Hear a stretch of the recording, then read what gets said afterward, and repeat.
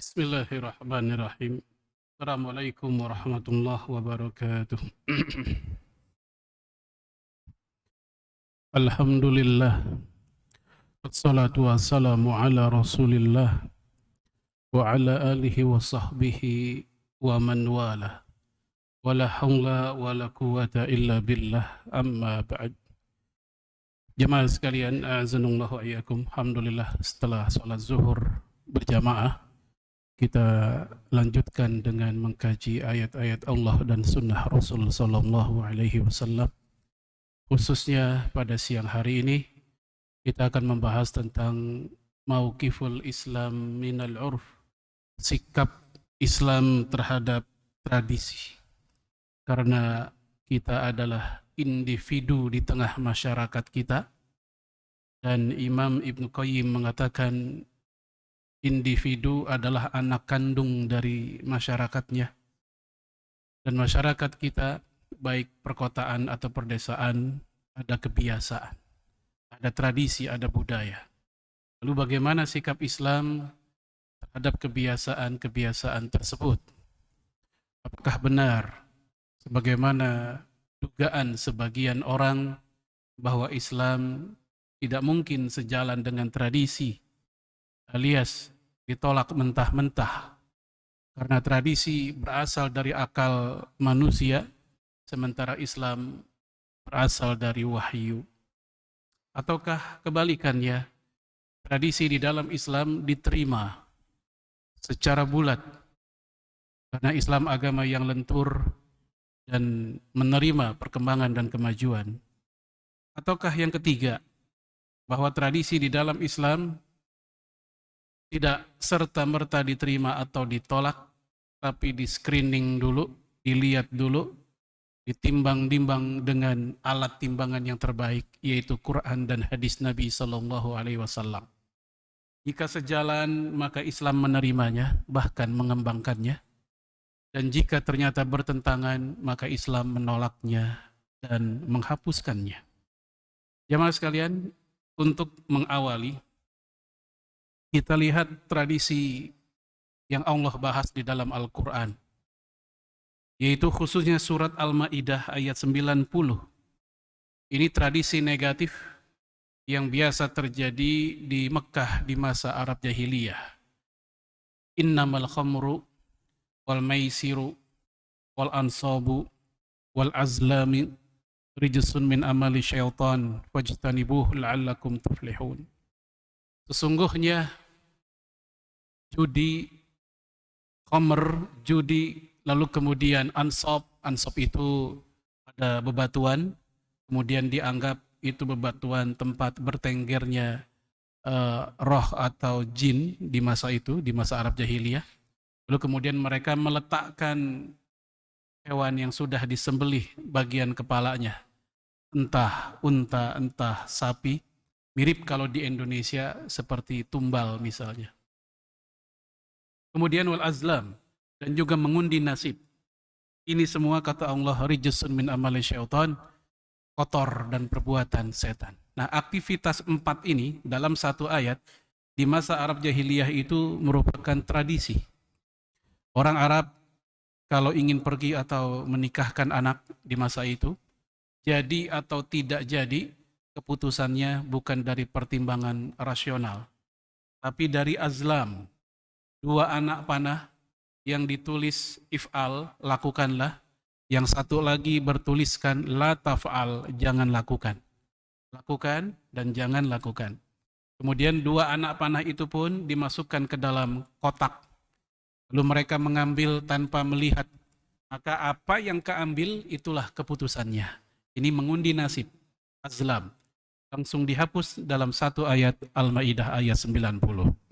Kemudian, contoh yang kedua, yang juga tradisi yang telah dihapus di masa jahiliyah ketika di masa Islam adalah, yaitu tatayyur atau tiarah. Tiarah diambil dari kata toirun yang artinya burung. Karena orang Arab jahiliyah itu kalau mirip dengan tadi, ingin pergi, ingin menikahkan anak, ingin berdagang atau macam-macam, Mereka melepaskan seekor burung di depan rumahnya, 2 ekor burung di rumahnya. Ya, kalau terbangnya ke kanan itu tanda untung, itu tanda masa depannya cerah. Tapi kalau terbangnya ke kiri itu tanda akan negatif, yaitu sial. Dan ini disebutkan langsung dalam hadis riwayat Imam Tirmidzi, at-tiyaratu syirkun. Diulang-ulang 3 kali oleh Nabi, at-tiyaratu syirkun. Tiaroh itu syirik, tiaroh itu syirik. Tiaroh di Indonesia juga ada, tapi beda model aja. Substansinya sama. Kalau tadi modelnya burung terbang kanan atau kiri, kalau di Indonesia misalnya ya lagi makan, lagi apa, tahu-taunya ada cicak jatuh. Itu sebagian masyarakat ada keyakinan ini ada musibah, akan ada apa-apanya. Di malam hari kalau kedengaran suara burung, burung celepuk, burung hantu, juga ada keyakinan sebagian orang di masyarakat kita akan ada yang kena kemalangan saat itu. Atau malam-malam nggak boleh jualan jarum. Itu warung punya jarum, tapi kalau ada yang beli jarum ngakunya nggak ada, karena khawatir kena sial. Ini di negara kita beda modelnya, tapi substansinya sama, sama-sama merasa sial tadi. Dan ini sudah digugurkan dengan ayat yang berbunyi lan yusibana illa ma kataballahu lana huwa maulana. Tidak ada musibah atau apapun, sial, untung, rugi atau yang lainnya yang menimpa kita sebagai manusia, melainkan Allah sudah tetapkan buat kita. Bukan karena burung terbang ke kanan atau ke kiri, bukan karena ada orang beli jarum tadi dan yang lainnya. Baik jemaah sekalian, itu beberapa contoh tradisi yang telah dihapuskan. Namun ada tradisi yang justru di dalam Islam itu tidak dihapuskan, bahkan diperkuat. Bahkan Rasulullah ikut berperan di dalamnya. Apa contohnya? Kita masuk. An Aisyah ta'annaha zaffat imra'atan ila rajul minal ansar. Bahwasanya dari Aisyah radhiyallahu anha, beliau menikahkan seorang perempuan dengan laki-laki Ansor. Kita tahu Aisyah bukan orang Ansor, bukan orang Madinah. Beliau dan Rasulullah orang Mekah. Mekah dan Madinah punya tradisi, punya budaya yang berbeda. Nah, saat itu ketika pernikahan terjadi dengan orang Ansor ini, Rasulullah alaihi salatu wassalam heran. Karena itu pernikahan sepi, bukan sepi tamu mah rame, tapi sepi dari hiburan. Tidak ada yang nyanyi, tidak ada orang yang berhibur. Maka Rasul berkata kepada Aisyah, "Ya Aisyah, makana ma'akum lahwun." Wahai Aisyah, kenapa kok ini enggak ada lahwun? Lahwun permainan, hiburan, nyanyian. Maka Rasul bertanya, ini kenapa pernikahan kok enggak ada orang yang nyanyi? Ini seakan-akan Rasulullah nagih kepada Aisyah, kepada panitianya lah begitu. Kemudian kata Rasulullah, fa innal ansara yu'jibuhum allahu. Sesungguhnya orang Ansor itu suka dengan nyanyian atau hiburan. Apa yang kita petik dari kalimat ini? Sesungguhnya orang Ansor suka nyanyian dan hiburan. Paling tidak kita punya beberapa hal ya. Pertama, itu tanda Rasulullah tahu, bahkan bukan hanya tahu, tapi juga menghargai budaya yang bukan budaya dirinya. Karena Rasul bukan orang Ansor, Rasulullah orang Muhajirin. Ketika Rasul bilang, bukankah orang Ansor suka nyanyian, itu tanda Rasul kenal dan juga menghargai. Bahkan ketika Rasul lihat kok ini nggak ada, maka Rasul akan dia minta, ini kenapa nggak ada. Bahkan di dalam hadis Imam Abu Daud, itu lebih panjang versi ceritanya dibanding yang hadis Bukhari ini. Saat itu Rasulullah pun juga memberikan beberapa contoh lirik bait syair yang bisa dibawakan pada saat pernikahan tersebut. Ya, itu langsung Rasulullah yang menyontohkan. Nah, jemaah sekalian, kisah ini juga menunjukkan bahwa di dalam Islam lebih tepat terhadap tradisi adalah opsi yang ketiga yang waktu kita bahas di awal barusan di Muqaddimah. Yaitu tradisi nggak langsung diterima dan nggak langsung ditolak, tapi di screening dulu, kalau sejalan maka diterima, kalau tidak maka barulah ditolak. Nah, sikap Rasulullah terhadap permainan di pernikahan, dan ternyata Rasul justru seperti menagih tadi, itu tanda tidak selalu tradisi ditolak dalam Islam. Dan tingkah Rasulullah alaihi salatu wasallam tentu ini menjadi representasi syariat. Karena Rasulullah disebut oleh Aisyah radhiyallahu anha, kana khuluquhul Quran. Akhlak Rasul adalah akhlaknya Al-Quran. Baik, kita lihat penjelasan para ulama. Imam Ibnu Battal dalam kitab Syarah Sahih Bukhari. Ini kitab ini sering dipakai oleh Imam Ibnu Hajar di kitab Fathul Bari beliau. Jadi Fathul Bari ini sering merujuk kepada kitab ini. Beliau mengatakan ittafaqal ulama ala jawazil lahwi fi walimatin nikah. Para ulama sepakat bahwa yang namanya lahwun tadi, permainan, hiburan, nyanyian, itu jawaz. Jawaz artinya boleh. Sepakat, tidak ada khilafiyah. Kapan? Fi walimatin nikah, di pesta pernikahan. Jadi kalau ada orang ngawinin, kemudian ada orang yang nyanyi, sebenarnya boleh. Yang penting nyanyinya apa dulu, gitu. Makanya dalam Islam itu berhibur nggak salah. Yang salah kalau salah milih hiburan. Berhiburnya nggak salah. Yang salah kalau salah milih hiburan. Maka di sini dikasih contoh, misal ya dorbid dufi wa syubahi, seperti memukul rebana, dan yang semisalnya. Kalau di kita jadi Botabek biasanya hadroh, marawis, atau yang kayak gitu-gitu dah, mukul rebana. Ya. Lalu malam yakun muharrama, selama itu hiburan, itu nyanyian tidak mengandung unsur yang diharamkan. Selama bersih dari itu, maka diperkenankan, silahkan dia berhibur. Tapi kalau ada, apa misalnya, mohon maaf, itu penyanyinya perempuan dengan pakaian ala kadarnya. Jelas, ini jangankan nyanyi, enggak nyanyi aja kagak boleh, kalau dia dengan pakaian kayak begitu. Yang kedua, ketika dia nyanyi dibarengi dengan lenggak-lenggoknya, ngebor, ngecor, nyemen, ngaduk, kayak begitu tuh. Nah yang kayak begini dalam hadis Bukhari, yang namanya wanita di depan laki-laki yang bukan mahram, kayak bapak-bapak lagi kondangan begitu, terus ada bidu wanita yang nyanyi sambil joget-joget kayak begitu.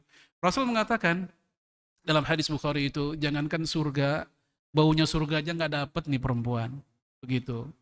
Lalu kemudian juga atau liriknya, kalimat-kalimat syair nyanyian yang dibawakan mengandung atau mengundang syahwat atau ajakan untuk yang negatif. Maka ketika itu ada satunya atau semuanya, itu sudah masuk ada unsur yang diharamkan. Saat itu barulah enggak diperkenankan. Wa khussatil walimah bidzalik, dikhususkannya pernikahan adanya hiburan, adanya nyanyian, liuzhiron nikah, supaya pernikahan itu kelihatan, nampak. Ini menunjukkan di dalam Islam kalau nikah itu jangan diem-diem. Biasanya orang nikah diem-diem tuh nikah yang kedua, ketiga, diem-diem tuh. Enggak berani dia itu. Nampak, supaya apa nampak? Supaya kelihatan itu, supaya enggak ada fitnah nanti ketika itu pengantin berdua keluar, laki perempuan, tetangga udah tahu emang dia laki bini kemarin nikah. Coba kalau nggak ada yang tahu begitu keluar, minimal tetangga bertanya-tanya, itu minimal, itu siapa? Siapa tuh yang jalan sama si Anu? Itu minimal. Itu masih bagus, masih sekedar nanya. Ini udah nuding kan bahaya. Baik jemaah sekalian, berbeda dengan khitbah. Apa khitbah? Ngelamar. Kalau ngelamar malah dianjurkan untuk diem-diem dulu, sembunyikan. Cukup yang tahu dua keluarga besar itu aja, baik yang laki maupun yang perempuan. Apa hikmahnya? Kalau nggak jadi alias batal, nggak terlalu malu karena belum bocor mulutnya kemana-mana. Baik, jemaah sekalian, a'azzanallahu ayyakum. Apa yang dikatakan oleh Imam Ibnu Battal ini sebenarnya itu ada dalam hadis juga. Yang diriwayatkan oleh Imam At-Tirmidzi, beliau katakan hasan statusnya. Namun oleh Imam Al-Ajluni dalam kitab Kashful Khafa, beliau meneliti ulang, sanadnya banyak ternyata. Kata beliau satu sama lain saling menguatkan, sehingga sanadnya bukan hanya hasan tapi juga sahih. Apa bunyi hadisnya? Kata Rasulullah, a'lidu hadzan nikah. Apa a'linu hadzan nikah? Kabarkanlah pernikahan ini. Yang tadi, sebarkan beritanya. Kemudian yang kedua, waja'alu fil masajid, dan jadikanlah akad nikah itu di masjid. Jadi kalau bapak-bapak mau ngawinin, ya, atau kawin lagi, nikah lagi, waja'aluhu fil masajid. Jadikanlah pernikahan itu akadnya di masjid. Dalam rangka apa? Tabarruk bi barakatil masajid, mencari keberkahan masjid. Dari para fuqaha 4 mazhab, 3 mengatakan sunnah akad di masjid, adapun mazhab Hambali mengatakan boleh, mubah-mubah saja. Yang penting, mohon maaf, tamu pakaiannya disesuaikan. Khususnya tamu perempuan biasanya, kadang ketika akad di masjid ada aja yang pakaiannya juga begitu. Jangan lupa, ini akad, bukan walimahnya. Untuk pestanya, walimahnya, bukan itu yang dimaksud, tapi ini akadnya saja. Lalu kata Rasul di ujung hadisnya, "Fadribu alaihi bidufuf," dan pukullah rebana di pernikahan itu. Nah, jamaah sekalian, a'azanallahu wa iyyakum, kita lihat. Jadi apa yang dikatakan Imam Ibnu Battal tadi, ada rebana, ada berita, dan seterusnya ketika pernikahan, itu sejalan dengan hadis Nabi Shallallahu Alaihi Wasallam. Baik. Sekarang kita lihat hadis yang lain. Tadi budaya pernikahan orang Madinah, yang kemudian oleh Rasulullah pun tidak dihilangkan budaya itu, bahkan Rasul ikut hadir di dalamnya. Yang kedua, ini budaya hari raya. Ya, dari Anas bin Malik radhiyallahu an, qadima Rasulullah alaihi salatu wasallam al-Madinah. Sesampainya Rasul di kota Madinah, ini maksudnya ketika hijrah, ya, walahum yauman yal'abun. Mereka punya 2 hari raya yang mereka pakai untuk bermain-main, yal'abun, bersenang-senang, bermain-main fil jahiliyah, di masa jahiliyah. Jadi 2 hari raya orang Arab jahiliyah Madinah sebelum Islam. Apa namanya? Nairus dan Mihrojan. Nairus dan Mihrojan. Nah, begitu Rasul sampai ke Madinah, Anas bin Malik cerita, ini kaum muslimin yang udah Islam itu masih ikut-ikutan acara keagamaan atau hari raya non-muslim. Nah, Rasul bertanya kepada Anas bin Malik, apakah engkau masih ikut? Ini yang versi panjangnya ya. Ternyata kata Anas, masih. Kaum muslimin di situ masih ikut. Maka Rasul pun berkata, innallaha qad abdalakum bihi ma khairan minhuma. Allah sudah tukarkan untuk kalian 2 hari raya itu dengan 2 hari raya yang lebih baik darinya. Apa 2 hari raya yang lebih baik? Yaitu Yaumal Fitri wa Yaumal Adha atau Nahar. Hari Idul Fitri dan hari Idul Adha. Kita lihat kisah ini, yang diubah oleh Rasulullah hanyalah momennya saja. Jangan di 2 hari raya itu, tapi di 2 hari raya kita. Adapun bersenang-senangnya, berbahagia atau main-mainnya ketika hari istimewa, oleh Rasulullah tidak dihapus. Karena orang gembira dan senang di hari istimewa itu sesuatu yang sifatnya naluriah, manusiawi. Siapapun juga senang kalau lagi hari berbahagia, hari istimewa. Misal bapak-bapak lagi di rumah, lagi santai, anaknya lagi nungguin pengumuman hasil UTBK misal nih. Dapat alhamdulillah di ITB misalnya. Itu anak datang lari ke bapaknya, "Pak, alhamdulillah aku dapat." Di mana? Di ITB. ITB Bandung. Iya, bukan ikut tahun berikutnya. Bener Pak, ITB Bandung ini. Saya yakin tuh orang tua langsung seneng. Yaudah, ntar malam makan bakso bareng, ajak emak. Ini menunjukkan ekspresi bahagia di hari istimewa, bikin orang senang itu biasa. Makanya Rasul tidak melarang bagian senang-senangnya ketika hari raya, tapi Rasulullah mengizinkannya, namun jangan di 2 hari raya mereka. Karena kita udah punya hari raya juga. Nah, mirip kisahnya, dan saya mohon maaf belum saya taruh di sini, dengan hadis Bukhari Muslim ketika di rumah Rasulullah ada 2 orang perempuan lagi main rebana. Remaja. Disebut dalam hadis jariyah. Ya, 2 remaja, jariyatani. Nah, begitu Abu Bakar masuk ke rumah Rasulullah, Abu Bakar tidak menerima. Abu Bakar nggak suka dengan 2 orang main rebana di rumah Rasulullah itu. Kata Abu Bakar, mazamiru syaitan fi baitin Nabi. Apakah ada suara seruling setan di rumah Nabi? Jadi orang main rebana dibilang seruling setan oleh Abu Bakar. Maka saat itu Rasulullah yang sedang rebahan, sedang santai, sedang tiduran, langsung buka hordeng dan berkata kepada Abu Bakar, "Ya Abu Bakar, wahai Abu Bakar, da'huma, biarin aja mereka berdua." Maksudnya biarin aja dia nyanyi, dia main rebana gitu.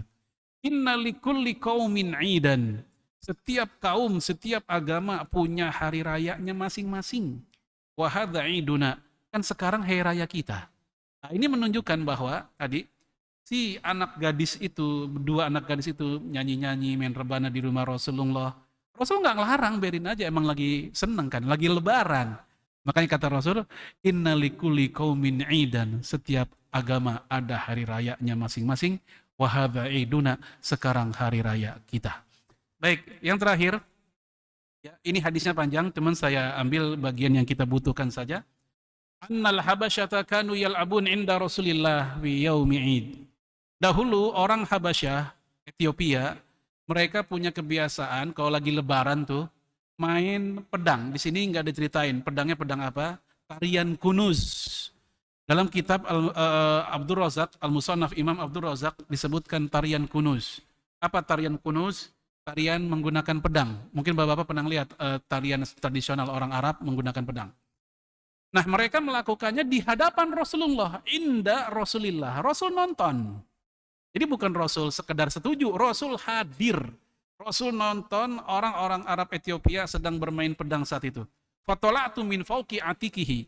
Dan aku pun ikut nonton di atas pundak Rasulullah alaihi salatu wassalam, kata Aisyah. Jadi Aisyah ikut nonton aksi atau atraksi itu di pundaknya Rasulullah. Jadi dagunya Aisyah di pundaknya Rasulullah alaihi salatu wassalam. Kita lihat. Ini kan juga menunjukkan kemesraan, nobar Rasulullah dengan istrinya. Saya sendiri belum pernah kayak begini sama bini saya nih, belum. Jadi PR buat kita, tanda kapan-kapan nih. Ya. Jadi lihat, ada kebiasaan orang Arab Madinah, ini kasusnya di Madinah ya. Mereka lebaran, mereka main pedang di situ. Oleh Rasulullah dan Aisyah, mereka pun juga ikut hadir di dalamnya. Ini menunjukkan ada keseimbangan di masyarakat yang ingin tetap dijaga oleh Rasulullah. Kita yakin, nggak mungkin Rasulullah punya hobi nonton, kita yakin itu. Nggak mungkin Rasulullah dan Aisyah punya hobi nonton, enggak. Tapi kenapa Rasul ikut hadir di situ? Ingin menunjukkan kepada masyarakat dan umatnya setelah itu, beginilah interaksi dengan masyarakat, jangan kaku. Begitu. Selama emang tidak ada hal-hal yang dilarang oleh syariat, jangan kaku. Rasul pun ikut hadir di situ. Baik, lalu apa kata Aisyah di situ? Ya kata beliau, faja'altu anzuru ilaihim fauqi atikihi. Aku terus nonton, jadi Aisyah terus-terusan nonton di atas pundak Rasulullah hatta syabi'tu, sampai aku kenyang, sampai aku puas. Jadi bukan Rasulullah yang menyudahi, tapi Aisyah sendiri yang bosan sendiri. Jadi Rasul nggak bilang, udah ngapa gue pegel banget ini, enggak. Tapi Rasul membiarkan sampai Aisyah sendiri yang merasa sudah cukup. Ini, tadi ada sisi yang apa yang dibiarkan oleh Rasulullah, ya sifatnya manusiawi tadi. Ini mengingatkan saya tahun 2010 waktu zaman AFF, zamannya siapa tuh? Irfan Bahdim kalau nggak salah. Ya saat itu saya sedang ngisi taklim daerah Kelapa Dua Wetan, mungkin jamaah tahu ada kampus namanya Iprija. Itu warisannya Kiai Haji Qasim Nur Seha di zaman 80-an 90-an. Di samping kampus itu ada musola, saya ngisi taklim di situ. Biasanya ini kelarnya jam 8 malam dari maghrib. Pertanyaan banyak. Ini tumben di malam itu nggak ada yang nanya. Ya materi sebentar supaya mereka pada nanya. Ini tumben nggak ada yang nanya. Saya lihat wajah mereka tegang. Ya saat itu sedang semifinal Indonesia lawan Thailand. Ya yang akhirnya Indonesia menang 2-1 gitu. Nah saya baru ngeh ketika dari samping kedengaran ada suara gol. Saya bersadar, oh jadi mereka lagi nunggu saya ngucapin hadanallahu wa iyakum ajmain, assalamualaikum gitu. Nah akhirnya saat itu langsung saya tutup, saya ingin tetap jaga perasaan mereka, sisi kemanusiaannya saya tetap jaga, saya pun ikut nonton bareng sama mereka akhirnya. Baik jemaah sekalian, azanallahu yakum. Ini yang kita ambil biasa pelajaran dari sini. Kita yakin Rasulullah nggak mungkin hobinya nonton, tapi Rasulullah mampu menjaga ritme di masyarakat, bahkan dia ikut hadir di dalamnya. Baik, kita singkat aja langsung makna tradisi. Ya, ta'rif al-urf, makna tradisi. Jadi tradisi, kata Syekh Abdul Wahab Khalaf, itu apa-apa yang berlangsung dalam kehidupan kita, manusia, di masyarakat. Baik tradisi berupa perkataan, perbuatan, atau meninggalkan perbuatan. Ada 3. Tradisi perkataan, tradisi perbuatan, dan juga tradisi meninggalkan perbuatan. Apa tradisi perkataan? Kita ambil contoh, misal, kalimat ucapan selamat Idul Fitri. Itu kalimatnya kayak apa? Itu tradisi, itu adat, itu bukan syariat. Sehingga kalau bapak-bapak pengen milih kalimat yang mana yang sesuai kebiasaan, silahkan saja. Mau pakai taqabbalallahu minna wa minkum, silahkan. Mau pakai minal aidin wal faizin, silahkan. Pakistan menggunakan Aidukum Mubarak, semoga hari rayamu berkah. Ya, negeri-negeri Teluk menggunakan kullu am wa antum bi khair wa siha wa afiyah. Masing-masing negara silakan, beda-beda kok. Bahkan kata Syekh Utsaimin, laisa laha tahni'atun makhsusah. Tidak ada kalimat ucapan yang baku, tidak ada. Maka ketika ada broadcast disebarkan di medsos, ucapan minal aidin nggak sesuai dengan sunnah, semuanya juga nggak ada yang sesuai dengan sunnah. Kenapa? Karena Rasulullah tidak mewariskan kalimat ucapan tersebut, tidak ada. Loh, bagaimana dengan taqabbalallahu minna wa minkum? Itu dari sahabat. Itu pun tidak semua sahabat. Bahkan Imam Ahmad bin Hambal itu dia tidak mengawali ucapan taqabbalallah, tapi dia pun tetap memberikan balasan ketika ada orang yang mengucapkannya. Jadi bapak-bapak memakai apa? Silakan. Jadi tolong bedakan mana syariat, mana tradisi.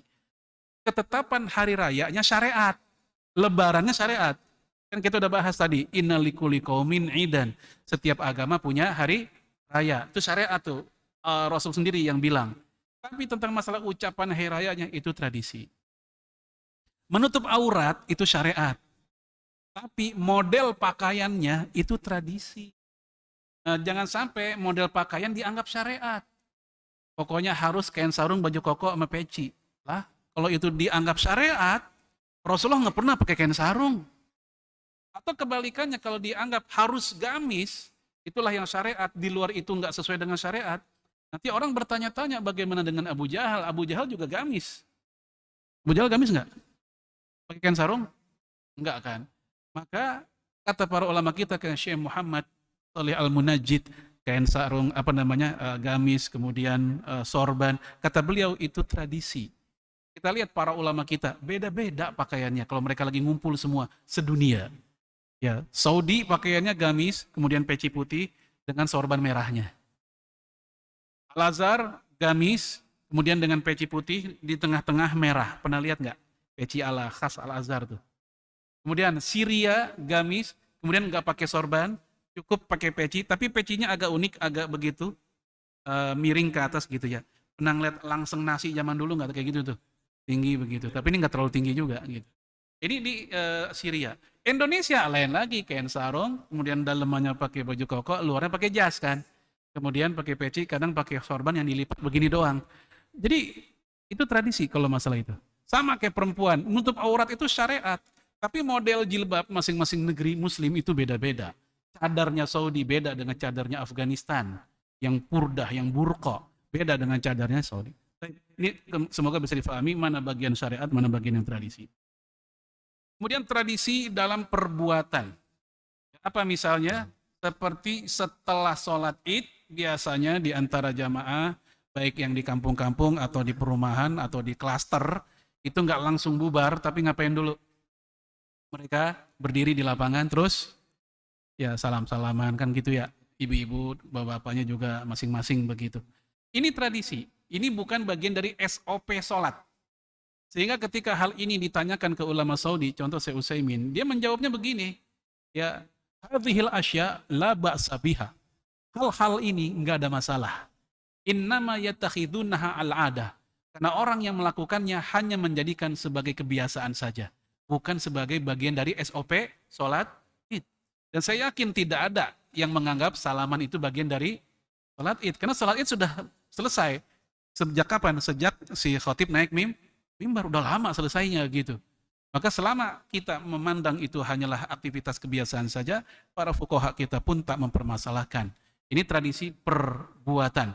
Termasuk ketika hari raya itu, hari pertama kayak hari kedua, kadang kita ke rumah saudara, ke rumah tokoh masyarakat juga di sekitar rumah kita.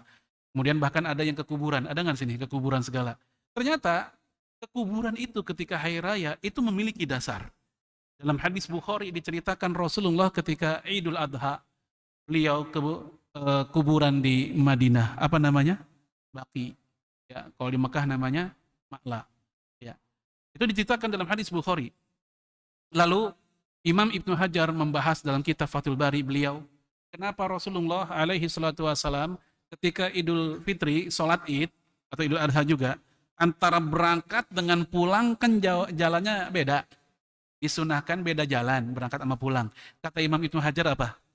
Ya, liyazuro aqaribahu al-ahya wal amwat. Rasulullah milih jalan yang berbeda dalam rangka mengunjungi kerabat-kerabatnya yang masih hidup dan sudah wafat. Itu kata Imam Ibnu Hajar. Berkunjung ke rumah yang masih hidup, ke saudara yang masih hidup, berarti kemananya? Ke rumahnya. Berkunjung ke saudara yang udah wafat, berarti kemananya? Ke makamnya, ke kuburannya. Nah, barangkali sebagian umat Islam, termasuk mungkin di majelis ini, pernah bertanya-tanya juga, itu dalilnya dari mana ya? Kuburan Saban 1 Syawal atau 2 Syawal. Ini kebiasaan orang Indonesia doang kah? Ternyata kalau kita sedikit mau sabar, membuka kitab atau referensi para ulama, kita akan ketemu dasarnya. Lalu kemudian juga Imam Ad-Damiri, dia berkata dengan kalimat yang mirip dengan Ibnu Hajar tapi agak sedikit panjang. Dia berkata, liyazuro aqoribahu al-ahya wal amwat fihima. Ada tambahan fihima. Apa fihima? Di 2 hari raya. Jadi bukan sekedar di Idul Fitri, tapi juga di Idul Adha. Nah, kalau di Indonesia kan sekedar Idul Fitri doang, ke kuburannya kan, sama yang ke rumah saudara. Sementara Idul Adha kita ya sekedar ngurusin daging doang. Baik, itu tradisi kita ya seperti itu. Baik jamaah sekalian, itu tradisi perbuatan. Kemudian yang ketiga, tradisi meninggalkan perbuatan. Kalau di Indonesia biasanya meninggalkan perbuatan itu terkait dengan mitos. Jangan lakukan ini, nanti begini. Akhirnya hal itu ditinggalkan. Padahal itu hanya mitos. Contoh yang tadi kita bahas. Malam-malam nggak boleh jual jarum. Mitos. Kalau dilakukan nanti begini-begini. Ya, maka tinggalkanlah jual beli jarum di malam hari. Ini orang tua. Ya, kalau orang modern sekarang kayaknya sih udah jarang yang mikir kayak gitu. Gunting kuku jangan malam-malam katanya. Orang dulu kan gitu. Berarti kan meninggalkan perbuatan ini. Orang dulu pantas lah malam-malam jangan gunting kuku. Kenapa? Lampu kagak ada dan gunting kukunya bukan jepitan, silet. Kan ngeri dulu tuh. Nah, sekarang kan udah nggak begitu lagi. Nah, ini meninggalkan perbuatan, tradisi.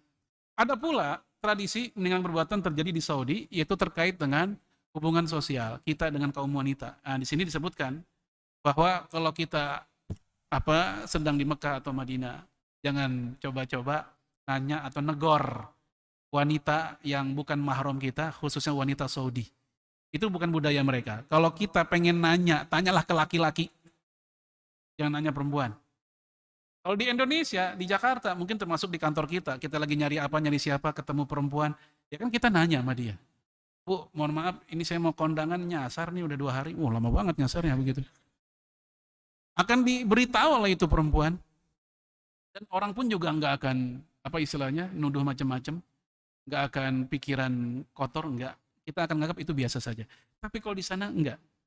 Kalau kita nanya ke perempuan dan dia nggak ridho, bisa saja ada askar yang menangkap kita. Atau dia yang telepon askar, dia akan nyamper ke tempat kita berada begitu. Maka untuk itu kita naik ke laki-laki aja. Baik, walaupun kata orang-orang sekarang Saudi udah berubah. Ya, apakah ini tradisi sudah berubah? Walau miswab. Ini yang saya tahu ya terakhir-terakhir saya kesana kayak begitu. Kemudian tadi kita bahas tentang definisi dan asal muasal tradisi. Nah, sekarang kita masuk anwa'ul urf. Ada urf sahih.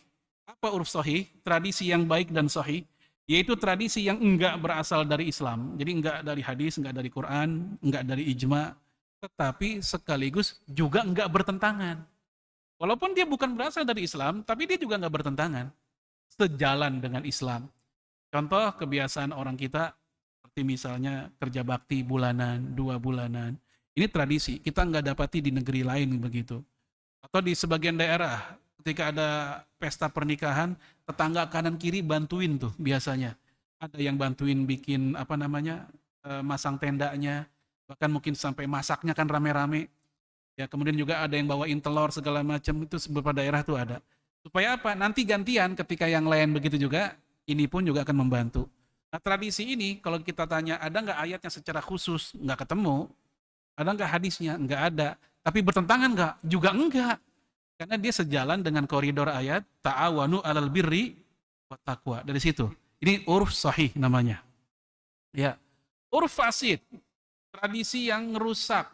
Ini selain enggak berasal dari Islam, juga memang bertentangan dengan Islam. Baik tradisi keagamaan atau tradisi sosial masyarakat. Apa tradisi keagamaan? Contoh, anak lahir, kemudian mohon maaf, ari-ari dipendam. Kalau ari-ari dipendam itu sunnah ya. Semata-mata ari-ari dipendam itu sunnah. Sebagaimana yang diterangkan oleh Imam Nawawi dalam Syarah Sahih Muslim. Kata beliau, tubuh manusia kalau ada yang dipotong, baik karena amputasi, khitan, gunting kuku, potong rambut. Itu sunnahnya dikubur memang. Termasuk ari-ari. Gigi copot. Ini kalau di kita beda, gigi atas buang ke bawah, gigi bawah buang ke atas. Nah, itu mitos tuh yang kayak gitu tuh. Ya supaya cepat numbuh katanya supaya rapi, itu mitos. Jadi kalau gigi sama tetap dikubur juga. Nah, ari-ari juga begitu, disunahkan dikubur. Namun di kita ini dia tambahannya banyak. Ya, ditutup pakai ember. Ember nggak punya kaleng kongguan. Terus dikasih lampu, lampu nggak punya lilin. Supaya itu anak pinter dikasih buku sama pulpen katanya. Supaya dia ada temennya katanya. Nah ini juga mitos yang kayak begini. Ya, bisa pinter lah, apalah sekolah cabut mulu gimana mau pinter itu anak. Ini jamaah sekalian, ini bagian yang perlu kita kikis. Karena dia merusak syariat. Jadi syariatnya kayak apa? Jadi abu-abu. Ternyata kalau kita lihat di Wikipedia pun sejarahnya ada cara-cara seperti itu sisa-sisa keyakinan nenek moyang di Indonesia zaman dulu juga ternyata. Dan di kota-kota besar sudah jarang yang menggunakannya. Baik, itu contoh tradisi uruf fasid dikaitkan dengan keagamaan. Kalau sosial, contohnya apa ya? Kayak misalnya, mohon maaf, tradisi sogok menyogok, rishwah. Itu katanya udah sampai di seluruh sendi kehidupan masyarakat Indonesia. Harus ada yang mulai untuk melakukan perlawanan atau perubahan. Kadang mohon maaf kitanya juga sih yang status quo lah. Ya begitu mulu jadinya. Kita punya surat hak guna bangunan, surat tanah. Mau diubah jadi apa? SHM. Jadi sertifikat. Datang kemana? Urusan tanah, BPN dan seterusnya. Dan oknum selalu ada di mana-mana. Ya, kalau kita nggak ngasih duit atau apa, kagak dilirik itu berkas. Tapi yang baru nyampe, dia ngasih sesuatu, baru dilirik begitu. Nah yang seperti ini jamaah sekalian, ini juga katanya udah budaya atau tradisi, tapi ini fasid, ini bertentangan dengan Islam. Terakhir, tradisi sebagai dalil emang boleh, tergantung. Dalam mazhab Syafi'i dan Hanafi, tradisi sebagai dalil itu ada syarat. Apa syaratnya? Jika sesuatu hal, ayat, hadis, ijma' enggak membahas, tapi hal tersebut sudah berlangsung oleh tradisi, maka saat itu tradisi boleh jadi dalil. Saya ulangi, Al-Quran, hadis, ijma' enggak membahas sesuatu, tapi sesuatu ini muncul oleh tradisi, maka tradisi saat itu boleh jadi dalil. Apa contohnya? Seperti menetapkan harga ketika jualan. Bapak-bapak selain kerja misalnya, kadang Sabtu Ahad bantuin istri jualan baju. Beli modal di Tanah Abang 50.000. Ini mau dikasih harga berapa nih? 100.000 kah? 200? 150? Ya, di Quran dan hadisnya. Nggak ketemu. Nggak ketemu tentang berapa patokan bakunya, nggak ada. Hal ini dikembalikan kepada al-uruf, tradisi. Dan kepantasan, kepatutan. Pantas nggak ya? Modal 50.000 ngasih harga 500.000. Misalnya gitu. Kalau nggak pantas, ya udah sepantasnya kayak mana. Lihat kondisi pasar kanan kirinya. Ini contoh. Ketika Quran hadis nggak bahas, tradisi boleh jadikan patokan. Belum lama, mungkin 2 pekan lalu ada seorang ibu dari daerah, dari Jawa, ya telepon WA ke saya. Apakah ada aturan suami harus menceritakan berapa besaran gajinya ke istrinya?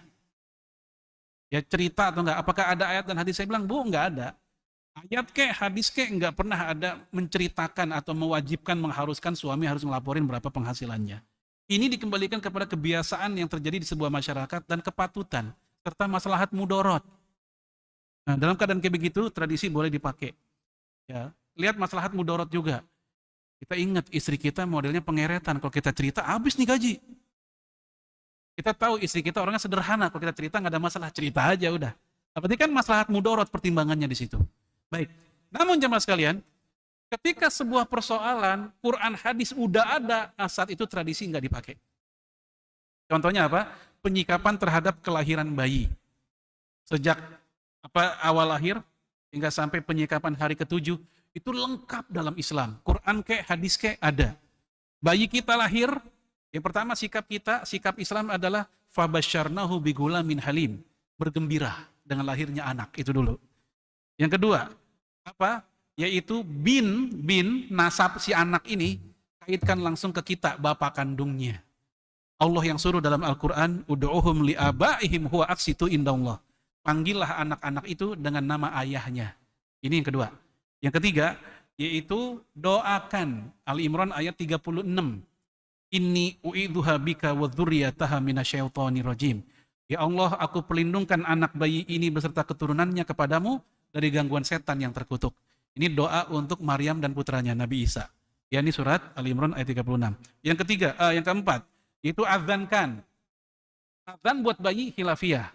Tapi mayoritas mengatakan sunnah. Berdasarkan hadis Imam Tirmidzi disahihkan oleh Imam Hakim yang berbunyi dari Aisyah, ra'aitu Rasulullah alaihi salatu wasalam, aku melihat Rasulullah adzana fi udhunil Hasan hina waladathu Fatimah bis shalah. Rasulullah azan di telinganya Al Hasan ketika Fatimah melahirkannya, yaitu dengan azan seperti azan salat. Maka bapak-bapak, azan itu sunnah. Disunahkan emang bapaknya, bukan orang lain. Kemudian jemaah sekalian, azanallahu wa yakum, setelah itu tahnik. Apa tahnik? Ngasih kurma, ya udah dialusin, kita licinin, kita alusin, kita masukin ke langit-langit mulut dari bayi tersebut untuk conditioning penerimaan dia terhadap asinya.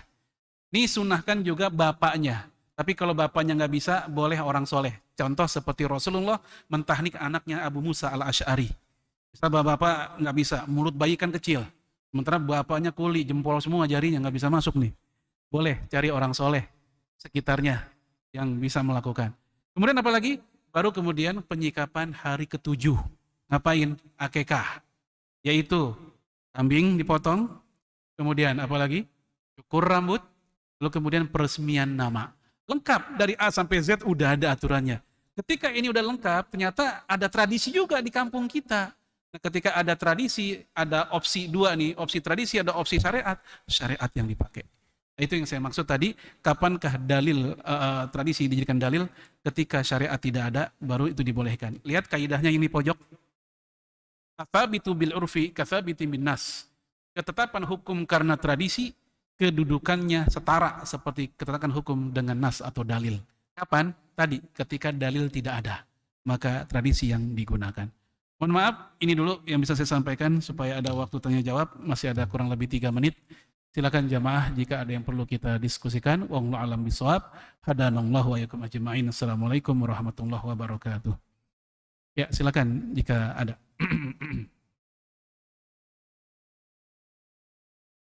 Kalau tidak ada, kita akhiri dengan hamdalah dan kafaratul majlis. Alhamdulillahirabbil alamin. Subhanakallahumma wa bihamdika asyhadu an la ilaha illa anta astaghfiruka wa atubu ilaik.